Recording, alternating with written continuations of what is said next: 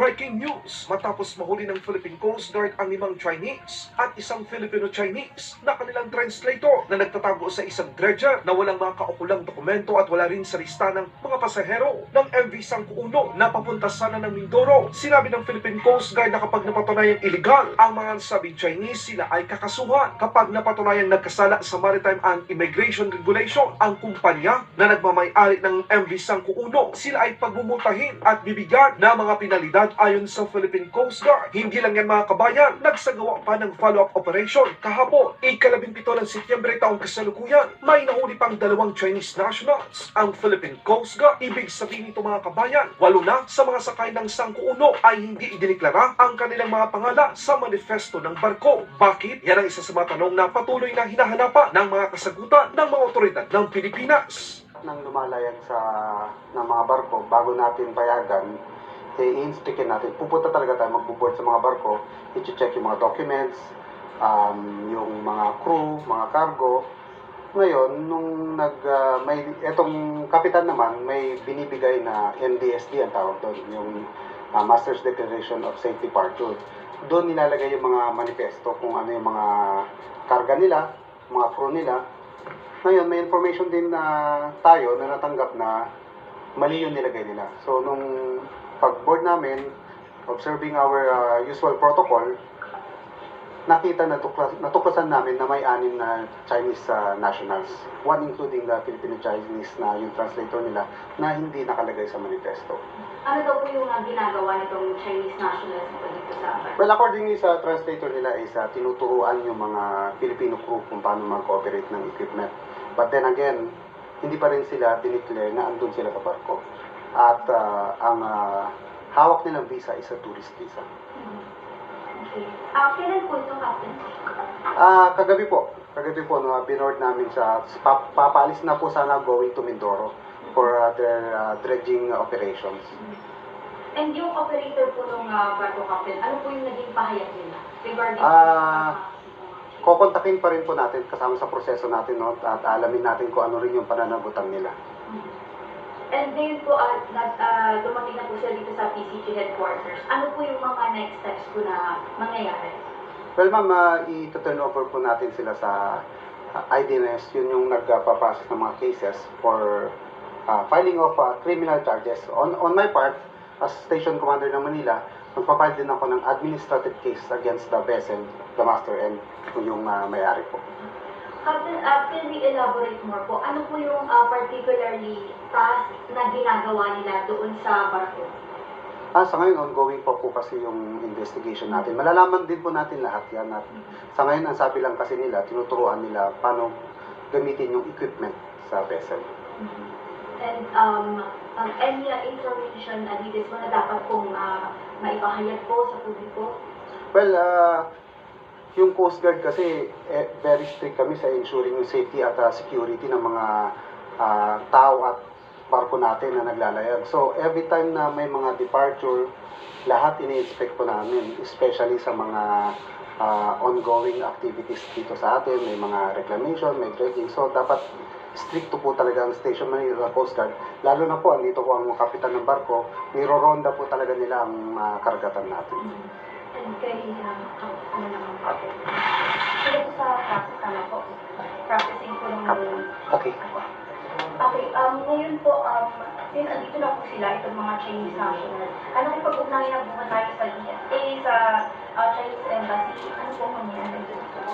Actually, base sa direktiba ng ating komandante, no, yun nga, sinabi ng ating kasamahan, si Commander ng Station Manila, na chine-check yung lahat, yung mga departing and arrival na mga barko na dumadating sa ating dito sa ating pier, specifically dito sa Manila. So sa ngayon, ang isa sa mga proseso na gagawin natin, una ay imbestigahan muna natin kung ano ba talaga mga violation, but on the coordination with other agency, as of last night, nag-coordinate na yung CGS Manila with concerned agency regarding the presence of these alleged undeclared foreign nationals. So, sa amin, sa barko, ang usual na ano namin, because we usually we regularly conducting patrol, especially in Manila Bay, because of the series of report that there are foreign individual who are engaged in sa trabaho, sa on board sa mga dredger na barko na nandito sa Manila Bay. So ang ano namin bilang kasunod sa direktiba ng ating komandante, si Admiral Ronnie Hilgaban, regular natin kinakandak yung patrolya. So yun nga na may na-receive nga kami report na may ganyang presence na undeclared foreign nationals. That's why we immediately conduct the operation. At gano'n na po sila katagal? Matagal na po ba sila nandun po sa... Wala pa na initial investigation na 2 days pa lang daw po sila doon. But then again, wala dapat silang business doon kung hindi sila part ng group. Any pahayag pa po that you would like to give the public? Basta po ang Coast Guard niyo po is rest assured po na ang Coast Guard niyo nandito po sa kapaligiran, nagbabantay 24/7 sa ating dagat at to ensure the safety and security ng maritime environment natin. And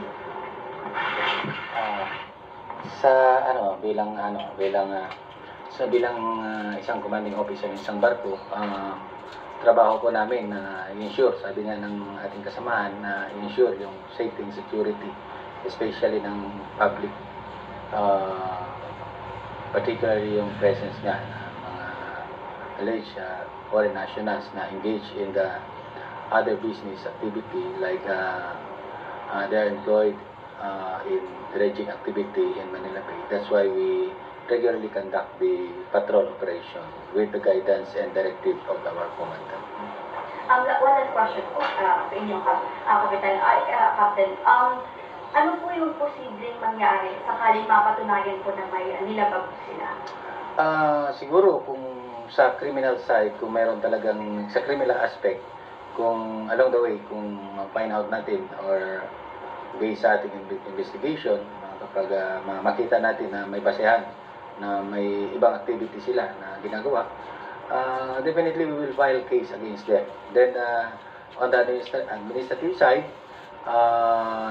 sa ngayon, ongoing yung investigation. Ano pong kaso?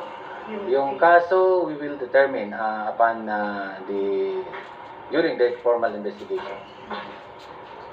And, Captain, pwede pa mention na lang po kung ano yung pangalan ng barko na sakay po nila rin. Opo, ito po ay yung Sangko Uno, dredger vessel po ito. Opo. Ginagamit po ito sa pagkuha ng buhangin sa Mindoro. Ano po itong MV Boracay? Ito na po yung ginamit. Ay, ito po yung Coast Guard vessel. Siya po ang kapitan. Okay. So ito po yung ginamit para dalhin po sila dito. Opo, yan ang ginamit sa operations po. Operation po. Nasaan na po kayo ng Sangko? Ay, andun po sa Navotas Anchorage area, binabantayan po na